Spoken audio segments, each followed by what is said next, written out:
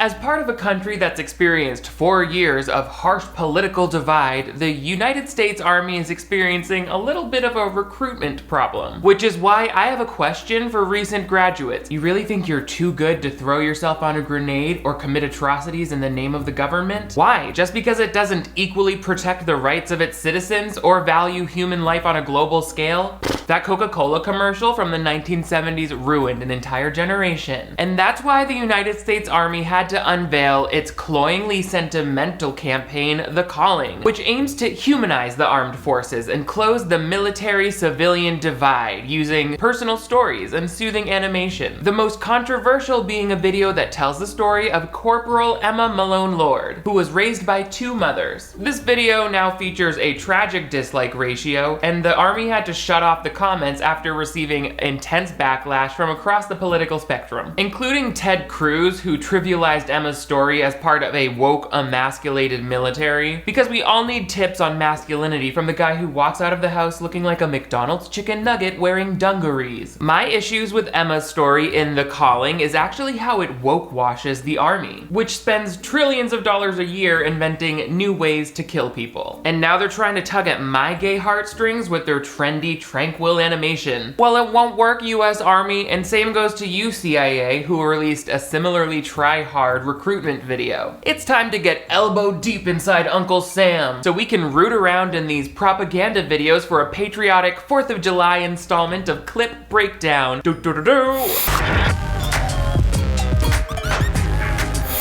Hello television viewers, my name is Nick. Thank you so much for joining me once again on my channel for a 4th of July installment of Clip Breakdown. If you live in the United States and you're watching this on July 4th, it's our Independence Day. So you know, darn tootin'. That's what made me want to dive into these military recruitment videos, which are very... let's just say they're trying really hard to capture the new generation of liberals. I don't know that it's coming off as particularly authentic, but you'll have to be the judge. But before we get into it, make sure you give this video a big thumbs up if you want to see even more clip breakdowns on recruitment videos or other promotional videos like this. But most importantly, if you're new to my channel, I would love to have you click that subscribe button right down here. That way you never miss new videos from me. I upload a teal new ones every week, so turn on notifications if you always want to be the first to know when I'm enlisting you in a new view to do. Also, I've got merch available and a Patreon where you can access exclusive bonus episodes and virtual watch parties and cool stuff like that. Let's get into Emma's journey here of how she came to become who she is, a military corporal. Oh, and by the way, I'll say up front that I'm not trying to disparage anybody who devotes their life to protecting this country. I think it's a very noble act. To those people, I thank you for your service and your dedication, especially the queer military members who bravely fight despite years and decades of prejudice. That being said, I don't just blanket agree with everything the Army is doing, and I think our war spending is ridiculous. But anyway, it's not about me and what I think, it's about Emma and what she do.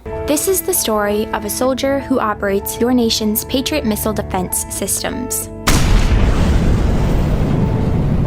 Aw, take that, you f***ing commies. I've never seen such an aesthetic looking weapon of mass destruction. I guess I didn't realize that joining the Army was kind of like stepping into a Miyazaki film about the magical wonderland of a global killing machine. But Emma wasn't born launching bombs into the sky, okay? She grew up just like all of us, gay with gay parents. It begins in California with a little girl raised by 2 moms. Neither of them had the opportunity to join the Army, due to its traumatic legacy of forcing gay members to serve in silence or otherwise be dishonorably discharged without any of the benefits that they risked their lives for. Anyway, cute Ferris wheel. You want my social security number? It's clear here that the Army is trying to appeal to this generation that they want to recruit more of, younger people who are just now coming out of college or high school. The issue is it completely neglects that we're only 10 years into Don't Ask, Don't Tell being repealed, and the Army has done very little to protect the rights of women within its ranks, especially against sexual discrimination or even sexual violence. I don't think that making a cute little animation like this necessarily does the same thing as explaining how you've taken steps to fight against all of that. Who have you hired to help make sure that women feel safe in a male-dominated field? What sort of training are you giving to your high-ranking officials to make sure that they're sensitive to the needs of LGBTQ plus people? It just now has become public that transgender military members don't require a significant significant more amount of money to function in the military than a cisgender person. That was basically the conservative argument for a long time, was like, oh, we can't support a person who needs hormone therapy. And it's like, why? You give people in the military dick pills for just no reason. Anyway, back to you, Emma. I like to think I've been defending freedom from an early age. How many meetings do you think the Army had to hold in order to decide what sort of text was safe to put on those protest signs? Does respect everyone and love each other sound bipartisan enough? Not really, but we're actually trying to get more liberal snowflakes to do their part and step up to the firing squad, so I say let it ride. The Army said that it searched across its ranks throughout the entire country to find the stories that it wanted to spotlight, which also include people of other cultural backgrounds. But then I read on armytimes.com that they actually only received 100 submissions, which to me doesn't sound like a lot. And besides, wouldn't Emma have been protesting at these pride parades? Something like Don't Ask, Don't Tell? It just feels like they're leaving a big gap in her story there. Emma mentions in an interview that both of her parents had misgivings about her joining the Army at first, but now they support it through letter writing campaigns and care packages, which that's the thing. Like, I want to support the members of the troops, but I don't want to support the military's actions as a whole. So I feel like her mothers are taking that stance too. They're like, I'll send care packages to people who are sleeping on cots, but I mean, how can you support whatever? Back to you, Emma. When I was 6 years old, one of my moms had an accident that left her paralyzed. How come even when the movie is based on a true story, the lesbian couple can't make it to the end without one of them being tragically maimed? The Army heard about the bury your gays trope and they said, oh, that's actually perfect, one of our goals. That's the reason we had Lincoln shot. I'm just kidding. It's all with love. This is where I start to really feel a little detached from Emma's story, if I'm gonna be honest. Sure, I'd spent my life around inspiring women, but what had I really achieved on my own? One of my sorority sisters was studying abroad in Italy. Another was climbing Mount Everest. I needed my own adventures, my own challenge. And after meeting with an Army recruiter, I found it. Studying in Italy or climbing Mount Everest. I want to learn how to climb over this wall. Girl, you didn't need to talk to an Army recruiter about that. Couldn't you have just like joined CrossFit so you could still go to brunch on the weekends and take a in private? No? Not my life. The short kind of wants to go into how Emma is breaking stereotypes by rising the ranks as a female officer. And I guess the unsaid thing is how she's also breaking the stereotypes by coming from an LGBTQ plus family where you wouldn't really expect them to like raise a bunch of military children. But in this case, it happened. The thing is, at least with the early thousands Army commercials, they made the stuff that you were doing feel more exciting than your average day job. That was how they really tried to recruit people, by being like, don't get caught just like sitting at a desk, be doing computer stuff in the field, wearing stuff right here. But in this case, they just showed two shots, her climbing over that wall and then standing in front of like a map. I'm U.S. Army Corporal Emma Malone Lord, and I answered my calling. To do obstacle courses and present slideshows. I'm gonna call my local Army recruiter right now. Hello? They said that I was too old to join 5 years ago, but I'm welcome to just go out into the desert and die on my own. Also, this is a makeup palette. I get equally annoyed with the conservatives like Ted Cruz who are saying that, oh, he actually compared this video to a Russian Army recruitment ad, which was much more macho and butch and like you would expect from a homophobic country. And he said, maybe there's a downside to having a woke emasculated army. It's like, how are they emasculating anyone just by being women? That's so dumb, Ted Cruz. Go to hell. If you really want to be like Russia, then go to Russia, where no one's gonna make fun of you for dressing like the gayest cowboy. He's the homophobic one. Ugh, we're the straight phobic ones. Get the fuck out of here. Get on that SpaceX shuttle and go to goddamn Mars. Anyway, it's hilarious that the Army is putting out these like painfully obvious appeals to a younger, more socially conscious generation, because the CIA is doing the exact same thing. They released a bunch of videos called Humans of CIA, and in one particular video, there's like just the language they use is so on the nose that you're like, the blueprint is right before our eyes. I'm a woman of color.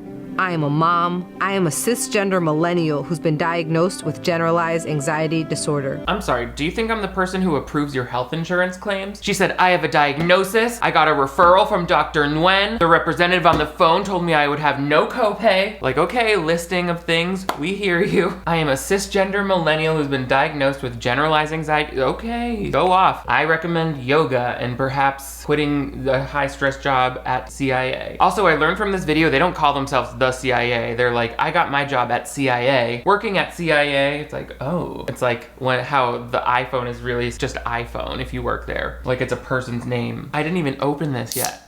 Ah, that scared me. My existence is not a box-checking exercise. That's right. The box-checking exercise was just something we did to come up with the previous portion of voiceover that you recorded. She said, as a cisgender millennial with generalized anxiety disorder, I don't even have the privilege of checking off boxes because nobody here gave me a pen. A woman whose inflection does not rise at the end of her sentences, suggesting that a question has been asked. Yeah, well, neither does mine. And even if it did, am I still allowed to join the CIA? I really want to be able to spy on my hot neighbor and see what he thinks of me. I think my biggest issue with this is that the person that they're shooting and interviewing clearly did not write the words that she's speaking. I mean, and if she did, someone should have stopped her because it's so trite. Like all of these buzzwords you would hear men write about what women hate about working in the workplace. Like feeling like they have to talk this way. Like that's, what are we even talking? Whatever. If she did write these words and this is truly coming from her, that's one thing, but I just don't really believe it. And if she wrote it, then I feel like her performance would probably be a little more natural. I used to struggle with imposter syndrome,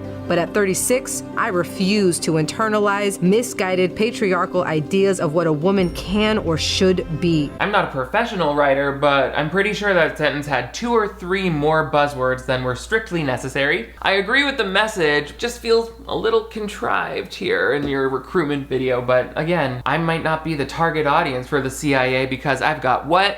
Nude photos floating around. Anyway, let me know what you think about this woke washing from these government bodies. Were you into it? Do you work for the military or CIA? If so, do you feel included as a gay person or queer icon? Let me know in the comments below. Also, give this video a big thumbs up and don't forget to subscribe if you want to see even more clip breakdowns from me. I upload 2 new videos every week, so turn on notifications and you'll always be the first to know when I'm coming down the field with the marching men on the field with their boots. Also, I've got merch available and a Patreon where you can access exclusive episodes and virtual watch parties every single month. You guys are all the greatest. Thank you so much for enlisting with me. Hiya! I will see you next time.